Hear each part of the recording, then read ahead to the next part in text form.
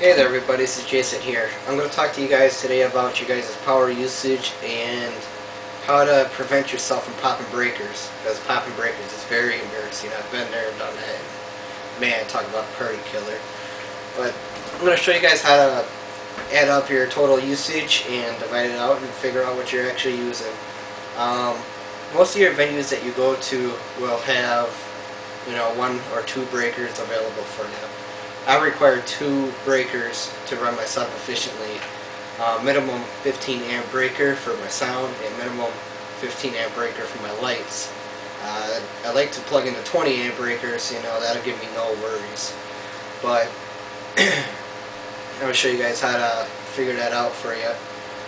Most of your venues that you go to will have 1 breaker available, and then sometimes like another breaker may not be available. You have to run extension cord over, and then you may have to worry about plugging into other stuff like their, I don't know, like Nescos or other crap like that.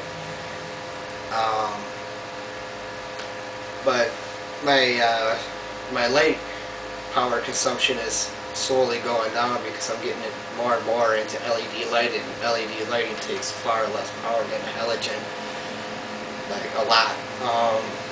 I got some lights that consume 600 watts a piece. It's called a Chevette Quinta, and I got 2 of them, and each one takes 600 watts a piece. So both of those together is 1200 watts, and that's a lot of power. You run that, and I got a couple scanners, and those I think take 250 watts a piece. Then add all that together, that's 1700 watts total. And then if you throw some Parkins or some other stuff in there too, you're starting to get pretty high. But I'm going to show you guys how to figure that out and keep yourself within a safe distance, because most of the time when you go to your halls, they'll have a 15 amp breaker, and then sometimes if you're lucky you'll get a 20 available for you. Show you how to figure it out. It's real simple. Alright. Now, I'm going to talk about my Chevette Quintas. Those are 600 watts a piece, so I got 2 of them. Okay, that's 1200 watts. Now, you divide that by 120 volts, and that's 10 amps. Just for 2 lights, that takes 10 amps. That's some serious juice. Okay, now say my computer setup right here, my main console, okay, that takes 600 watts, and then the monitor takes 90, and let's see, my laptop takes, I think, 65. Okay, now that's 755 watts. Divide that by 120. 6.29 watts. I mean amps. Sorry, 6.29 amps. Now, your guys' the breakers and stuff, the way breakers work is by heat. Just because you hit 15 amps or 20 amps doesn't mean it's gonna pop.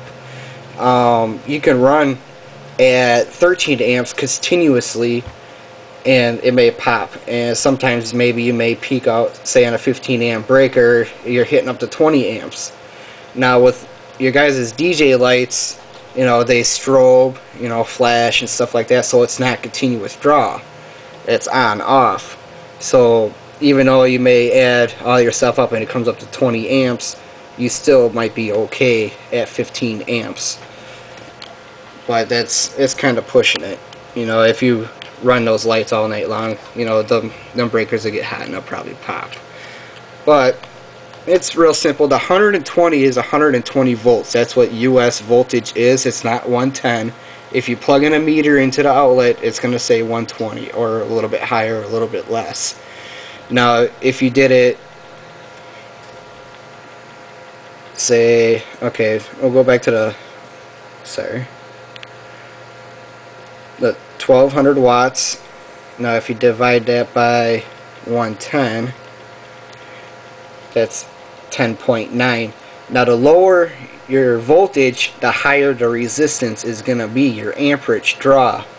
Now for some of you foreign guys, say you got 1200 watts divided by 240 volts, 5 amps. Just because you got a higher voltage, you get less resistance. But I mean, that's my little tutorial on how to keep you guys safe and without popping breakers. I mean, there's different ways to do stuff. You know, just find more breakers, and you know, just don't plug everything into one outlet. Just spread your power out. You know, because popping breakers is very embarrassing. You don't wanna do that. But hope this helped out. Any questions or anything, give me a holler on YouTube. Here, practice and enjoy.